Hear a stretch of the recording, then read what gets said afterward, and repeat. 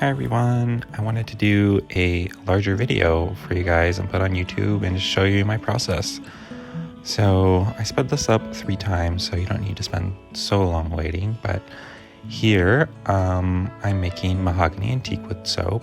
This was a special request by a friend, and so I had the fragrance on hand, but as you'll see later, I'm not sure how it behaves because I've not used it yet. So what I'm doing here is, when I'm doing a single color batch, I like to pre-blend all of my colorant in, so it just gets a smoother batter. You don't have any specks or anything, and so I really like doing it. It's like my favorite. Like when I'm just doing a single color, it's like so much easier than having to dirty all the dishes and whatnot. So anyways, I've added my lye solution in here and just stirring it up. It's a little bit thicker here right now because I used a 40% lye solution, as well as I'm using olive oil pomace, and I find that when I use olive oil pomace as opposed to my normal olive oil, it just thickens up more. So here you can see I'm testing the fragrance because I'm like, I am not going to do a big double batch and have it like seize up on me. So quick tip, just pour off a little bit rather than ruining your whole batch, and just see how it reacts. Does it rise? Does it seize up? To see how it behaves. So I put this in here, or put the fragrance in, put this in here. That's not very descriptive.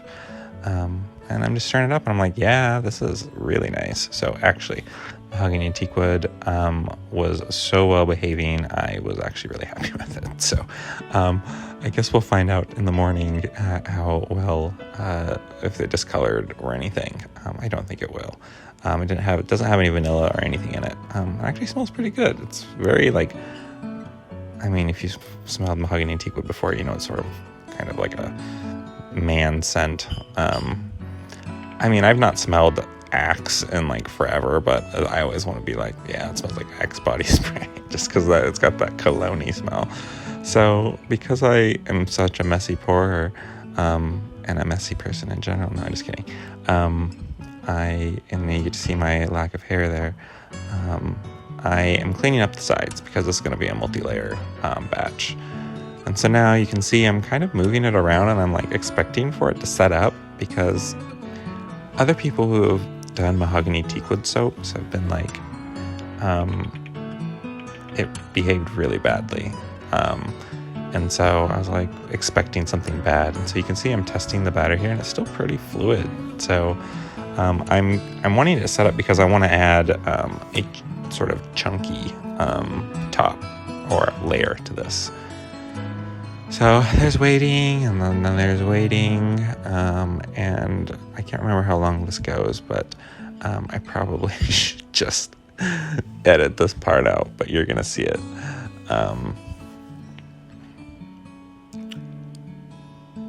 I'm just like, okay, well, this is good to know in the future. So, you know, I have fragrances that I like to go to, particularly ones that behave well and don't discolor. So this is like, at the moment, it's like, yes. So I actually just turned it off there because I was like, there's no way someone wants to watch this. And so finally it's setting up, and I'm just adding kind of, I wanted to be sort of like a little bit of like a wave in the middle, because I'm going to add a Mica line to this. And it's actually a pretty good texture right now, so it's what I want. And so I'm kind of adding like a little, I'm going to say a mountain in the middle, so that it'll have some visual appeal when you cut it. And just have to remember to scrape down the sides, because I want those to be as clean as possible, so that I'm going to be pouring gray here on top of it, that it doesn't have white running down the lines. So I'm adding a little activated charcoal here. I am definitely a light Mica liner. I don't like the dark lines, and I found you don't really need a lot, because if you go too thick on your Mica line, it can separate when you cut your soap.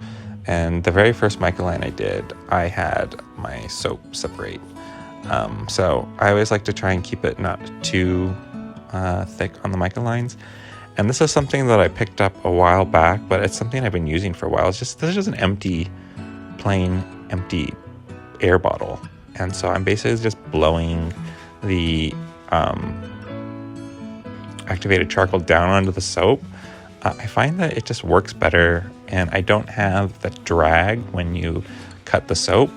It's just better adhered. I don't like that drag when you, and some people have experienced it when you cut soap, you get the mica line that drags through. So, all right, we're doing the second layer now, and I'm just pre-mixing. I have a little bit of activated charcoal in here, and a little bit of titanium winter white from Nurture soap, and it just makes a nice gray. So I wanted white on the bottom, a black mica line, and then gray on the top.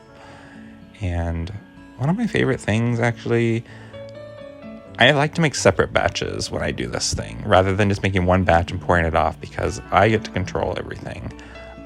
Because say something went wrong there on that first batch when I was testing, I wouldn't have known how it behaved. And sometimes if the batter had been sitting there for so long, like, it would have set up to do the second layer. So when I'm doing multiple layers like this, I always like to make separate batches generally.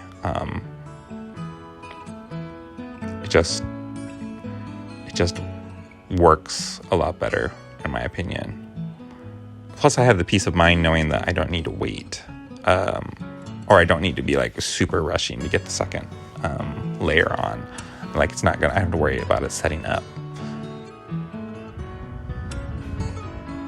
And I like to, and just a easy pour over this, so I'm not over the spatula, so I'm not breaking into the other layer and causing the mica to move too much. Also, one little tip is if you pour over a spatula, you can help reduce air bubbles quite a bit. So I think I just give it a quick tap down.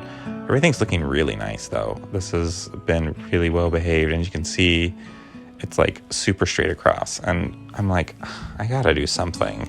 So I just add like the super lightest texture. I did not add anything else to the top. I wanted to keep this really simple and elegant. Which was really hard to do, not to add anymore to the top. I actually had this little extra batter because I know about how much my molds hold and how they fit in my boxes, and so I can't really add a lot of texture to the top here, otherwise it won't fit in my box. So that's one of the downsides of using a box, but I prefer the upside of a box in that it's so much faster to package as opposed to adding bands. And I just like that then they fit really nicely in a box and they stack really well. So I'm just waiting here, just waiting for this to set up just a tiny bit, because I don't want just a flat top. I mean, it's going to be sort of, but I just do a basic sort of swirl here, and I'm not even sure if it's going to stay. I think it'll just be a little bit. And